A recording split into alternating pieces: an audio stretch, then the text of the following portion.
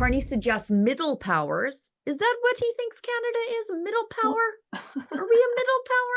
I don't know. Face new challenges in the rules-based order that no longer functions as advertised. These passive-aggressive wine moms and their sideways swipes at Trump all the time.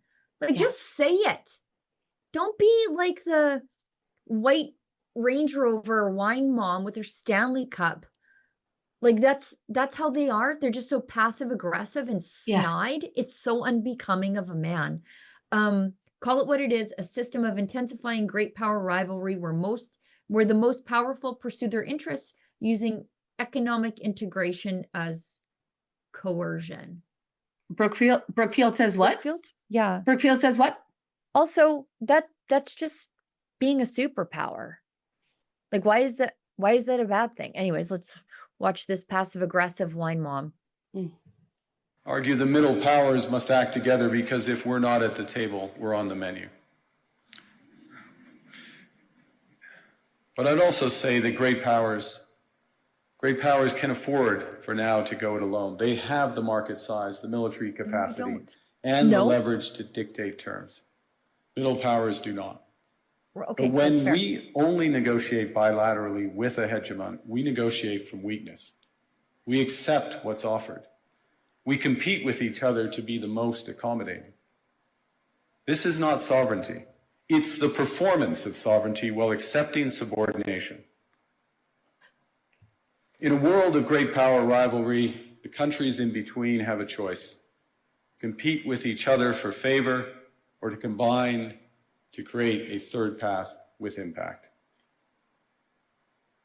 We shouldn't allow the rise of hard power to blind us to the fact that the power of legitimacy, integrity, and rules will remain strong if we choose to wield them together.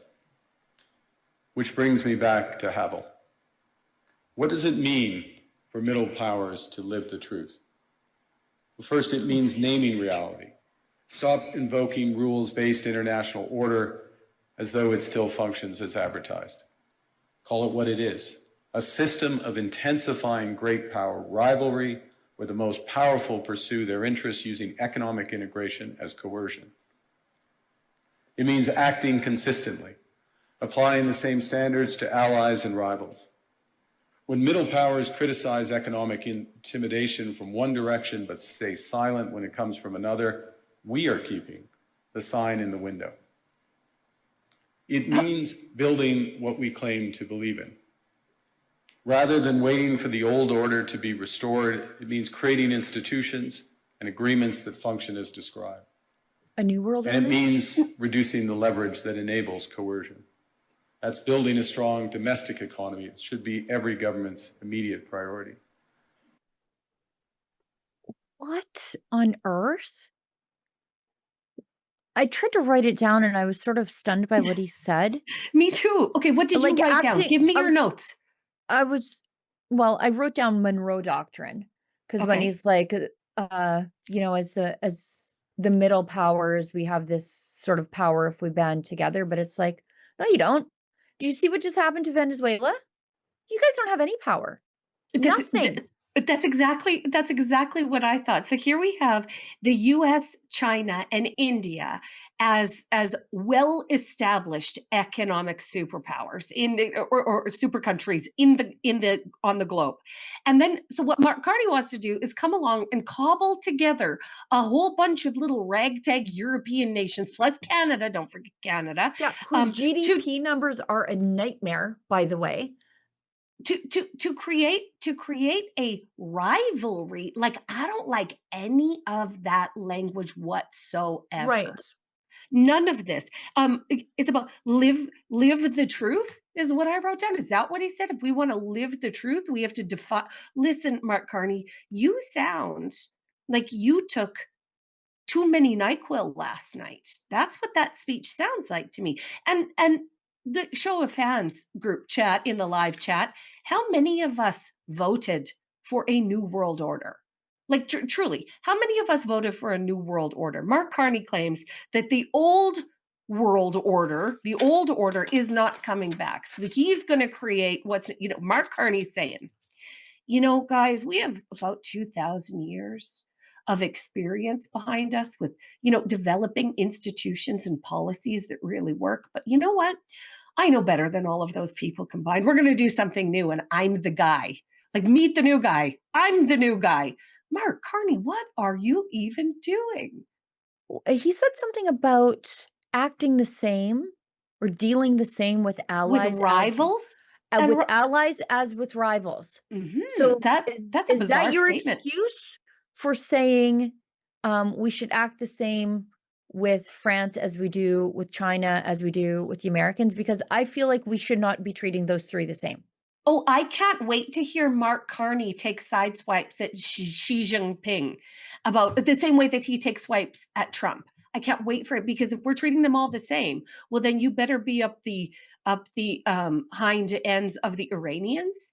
You better be talking. You better be talking smack about the Chinese. You better be talking smack about Indian leaders. Like, if we're treating all of them the same, well, then Mark Carney, we want to see this energy come out of you on all those countries too, not just Trump. Imagine saying that you should be acting the same with an adversarial spy country that Right. meddles in our elections like China, which abducts Canadians like China, sends over spy balloons like China, as we do with the Americans, with whom we share the world's longest undefended, peaceful border, our single largest trading partner, Imagine.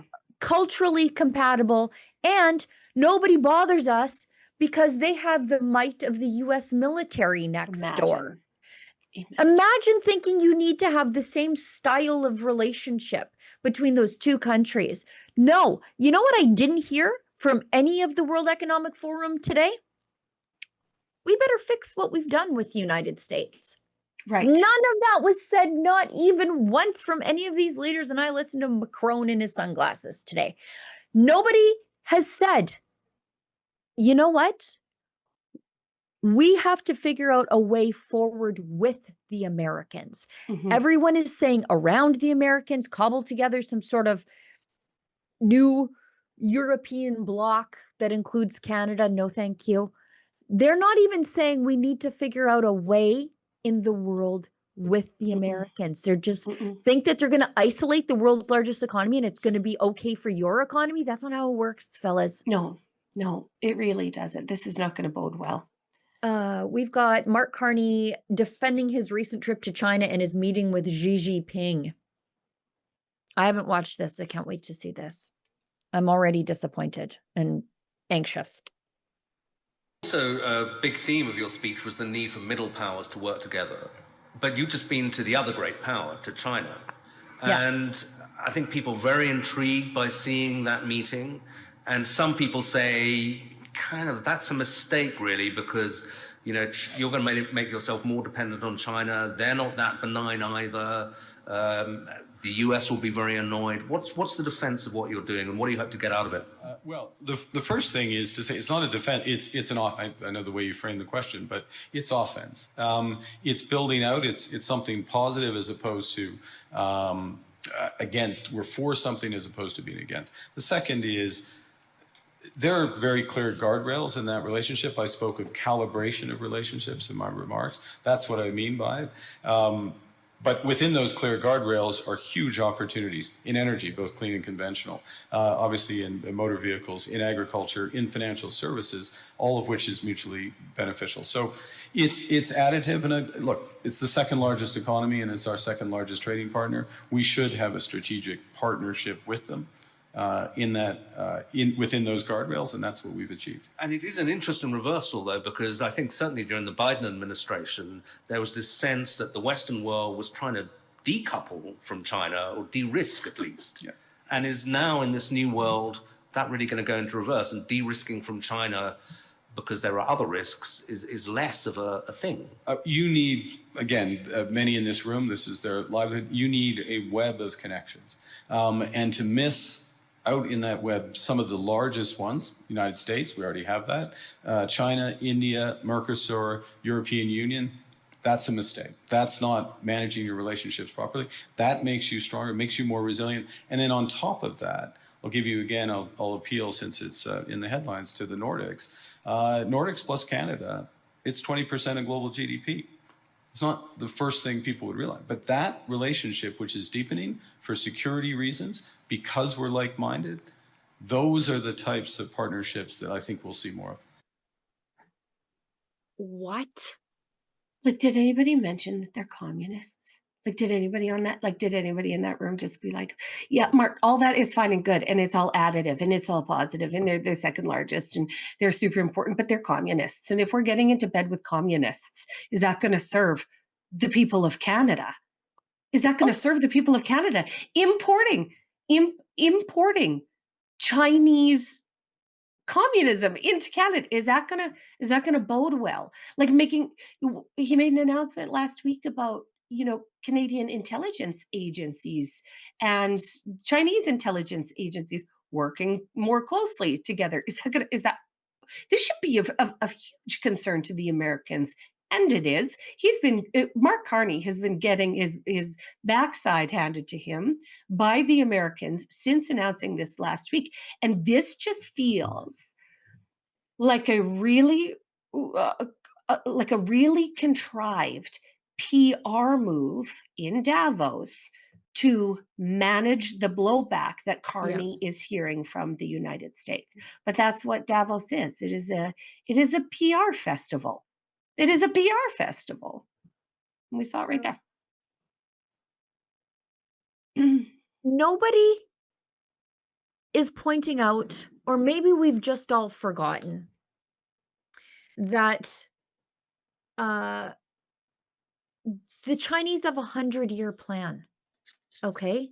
A 100-year plan to take over the world. Like, they say it's to replace America as the world's leading superpower. But if you replace America as the world's leading superpower, you are running the world.